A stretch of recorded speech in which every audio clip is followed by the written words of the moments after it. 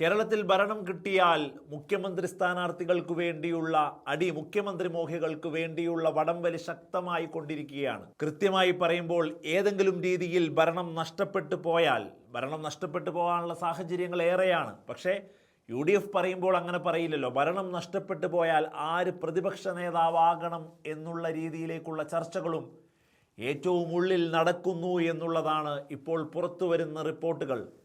രാഷ്ട്രീയ നിരീക്ഷകർ കൃത്യമായി ശരിവെക്കുന്നു ആ റിപ്പോർട്ടിനെ എന്നുള്ളതുമാണ്. ആരാണ് മുഖ്യമന്ത്രി സ്ഥാനാർത്ഥി മോഹികൾക്ക് വേണ്ടി അടികൂടുന്നത്? KCയും അതുപോലെ തന്നെ രമേശ് ചെന്നിത്തലയും VD സതീശനുമൊക്കെ ഇങ്ങനെ അടികൂടി മുമ്പോട്ട് പോകുമ്പോഴാണ് പ്രതിപക്ഷ നേതാവാകുമ്പോൾ ഒരു കാരണവശാലും KCയെ നമുക്ക് കാണാനാവില്ല.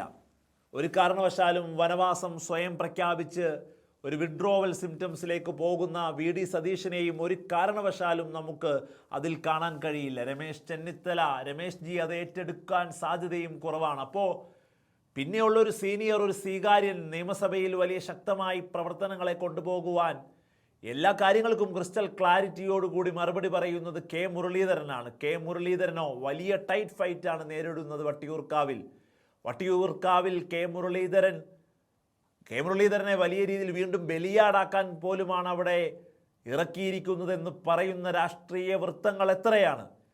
മുരളീധരൻ കൂടി തോറ്റുപോയാലാണ് പുതിയ നേതാവിൻ്റെ ഉദയം വലതുപക്ഷത്തുണ്ടാകുന്നത് എന്നുള്ളതാണ്. ആരാണ് ആ വലിയ നേതാവ്?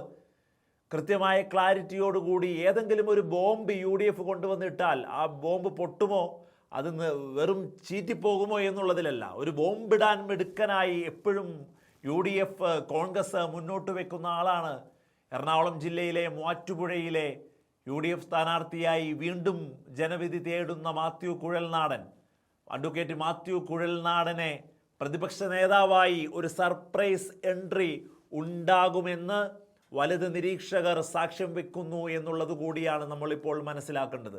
മാത്യു കുഴൽനാടൻ എന്തുകൊണ്ട് വരുന്നു? ഏറ്റവും മുഖ്യധാരയിൽ CM സീറ്റിനു വേണ്ടി അടുകൂടുന്നവർ പലരും ആ സീറ്റിലേക്ക് എത്താതെ പോകുന്നു. മുരളീധരനെ പോലെയുള്ള സീനിയർ ആളുകൾ അവിടെ വലിയ രീതിയിലുള്ള ഒരു ടൈറ്റ് ഫൈറ്റ് നേരിടുന്നു. അതുകൊണ്ട് തന്നെ ഒരു സർപ്രൈസ് എൻട്രിയായി KPCC അധ്യക്ഷ സ്ഥാനത്ത് നിന്ന് പോലും മാറ്റപ്പെടാൻ സാധ്യതയുള്ള സണ്ണി ജോസഫിനെ ഒന്നും പരീക്ഷിക്കാതെ ഒരു സർപ്രൈസ് എൻട്രിയായി VD സതീശൻ വന്നതുപോലെ ഒരു സർപ്രൈസ് എൻട്രിയായി മുരളീധരൻ്റെ തോൽവിയോടുകൂടി മാത്യു കുഴൽനാടൻ അവതരിക്കും. 16ാം നിയമസഭയിൽ പ്രതിപക്ഷ സ്ഥാനത്ത് ശക്തമായ ഒരു നേതാവിൻ്റെ ശബ്ദമായി മാത്യു കുഴൽനാടൻ ഉണ്ടാവും എന്നു തന്നെയാണ് കാണാൻ സാധിക്കുന്നത്.